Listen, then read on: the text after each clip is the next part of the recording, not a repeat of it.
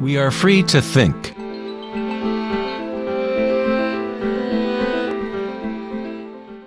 It is the thinking about what we want that has gotten out of control. The dilemma of modern society is that we seek to understand the world not in terms of archaic inner consciousness, but by quantifying and qualifying what we perceive to be the external world by using scientific means and thought. Thinking has only led to more thinking and more questions. We seek to know the innermost forces which create the world and guide its course. But we conceive of this essence as outside of ourselves, not as a living thing intrinsic to our own nature. It was the famous psychiatrist Carl Jung who said, "One who looks outside dreams. One who looks inside awakes." It is not wrong to desire to be awake, to be happy. What is wrong is to look for happiness outside when it can only be found inside.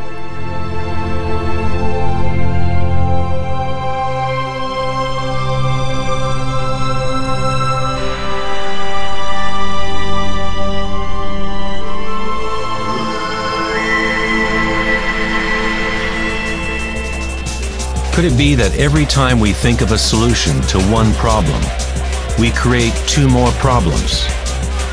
What good is all this thinking if it doesn't lead to greater happiness? Are we happier, more equanimous, more joyful as a result of all this thinking?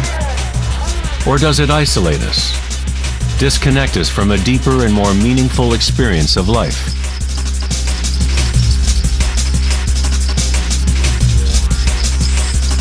Thinking, acting, and doing must be brought into balance with being. After all, we are human beings, not human doings.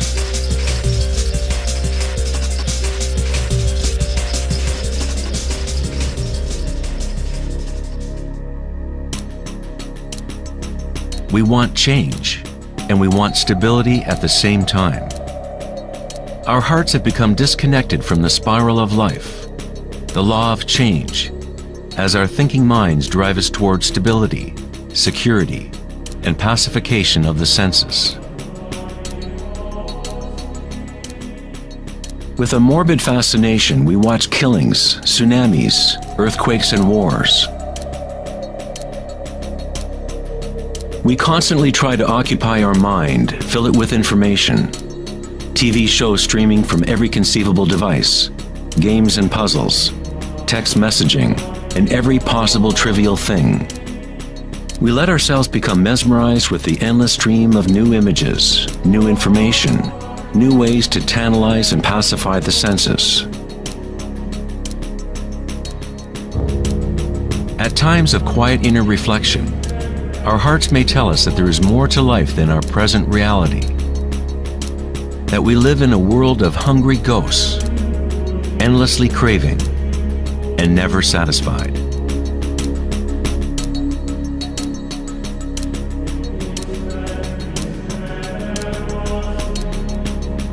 We have created a maelstrom of data flying around the planet to facilitate more thinking, more ideas about how to fix the world, to fix the problems that only exist because the mind has created them. Thinking has created the whole big mess that we are in right now. We wage wars against diseases, enemies, and problems. The paradox is that whatever you resist persists. The more you resist something, the stronger it gets. Like exercising a muscle, you are actually strengthening the very thing you want to rid yourself of. So then, what is the alternative to thinking? What other mechanism can humans use to exist on this planet?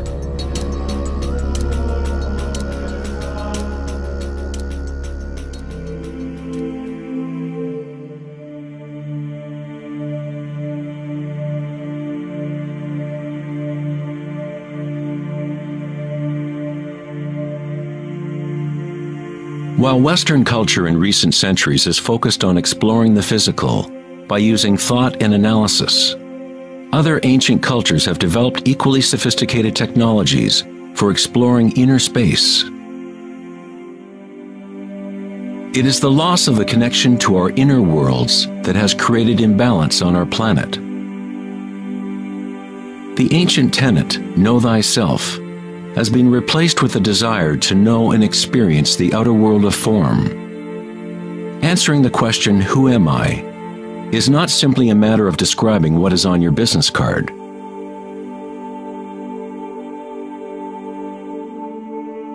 In Buddhism, you are not the content of your consciousness. You are not merely a collection of thoughts or ideas, because behind the thoughts is the one who is witnessing the thoughts.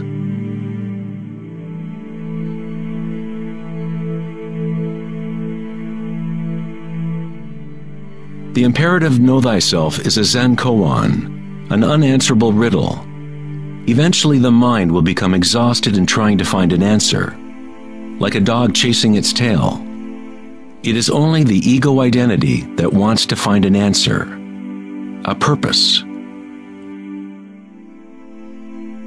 The truth of who you are does not need an answer, because all questions are created by the egoic mind.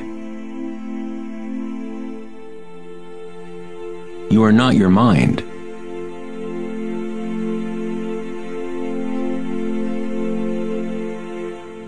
The truth lies not in more answers, but in less questions.